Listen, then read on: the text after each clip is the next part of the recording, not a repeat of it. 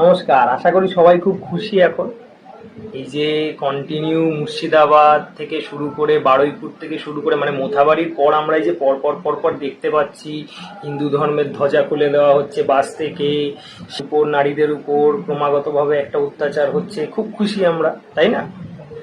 এইটা দেখতে চেয়েছিল এই হিন্দুগুলো, এই সমস্ত পশ্চিমবাংলার সেকুলার হিন্দুরা এটা দেখতে চেয়েছিল, তাই আজকে দেখছে, নাহলে দেখতে হতো না। আর একটা কথা বলি, আমার কমেন্ট বক্সে এসে আমার মা তুলে খিস্তি দিচ্ছে কিছু মুসলমান কিছু হিন্দু। আগে মুসলমানগুলোকে বলি, শোন, আমি আমার ধর্ম কীভাবে পালন করব, যারা দিনরাত বোনের সাথে মার সাথে মেয়ের সাথে শুচ্ছে তাদের থেকে শিখবো না, তোরা আমার ধর্ম শেখাতে আসিস না।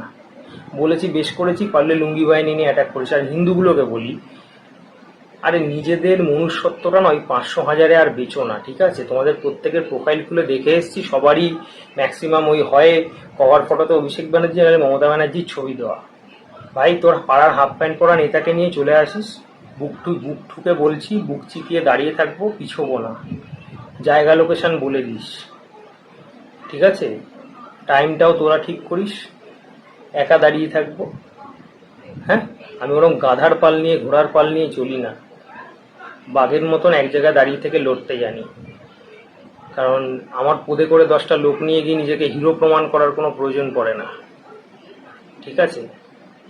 আরে তৃণমূল তো তাও ওপেন খেলে, কিছু কিছু লোক এমন আমার পোস্টের স্ক্রিনশট নিয়ে এদিক ওদিক পোস্ট করছে, সেগুলো আমার কানে খবর আসবে না, আমার কানে এসছে। আজকের গণশক্তি পেপারেও ইজাজ আহমেদের কথা লেখা আছে, কোথাও চন্দন দাসের কথা লেখা নেই। তো সেই জায়গাটা দাঁড়িয়ে না এই বামফ্রন্ট পিছন থেকে খেলে বেশি। আর এরা আজকে এদের কোনো কথা তো আমি শুনবই না, কারণ হচ্ছে এরা এক সময় মুসলমানদের কোলে বসিয়েছে, তৃণমূল ক্ষমতায় আসার পরে না হয় একটু মাথায় তুলেছে, এটা তো হয়েছে।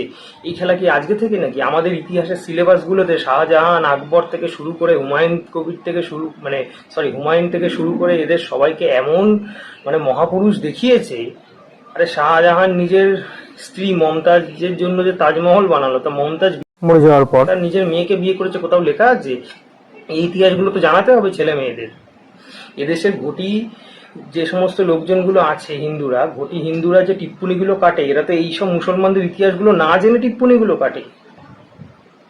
আমার কাছে আমার বাবা অনেক মহৎ মানুষ ছিলেন, আমার বাবা যেটুকু যা করেছেন না, তার 1% আমি করতে পারবো না কোনোদিন, ঠিক আছে? ওই বাংলাদেশ থেকে তারা খেয়ে এদেশে এসে নিজের দমে এইটুকু করতে পারাও অনেক বড় ব্যাপার। এদেশের ঘটি হিন্দুরা তা বুঝবে না।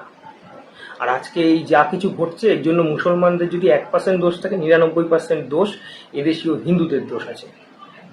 নিজেদের মধ্যে ইউনিটি নেই, তার দায় অন্য ধর্মকে দিয়ে কি হবে? নিজেদের মধ্যে এক হতে হবে তো।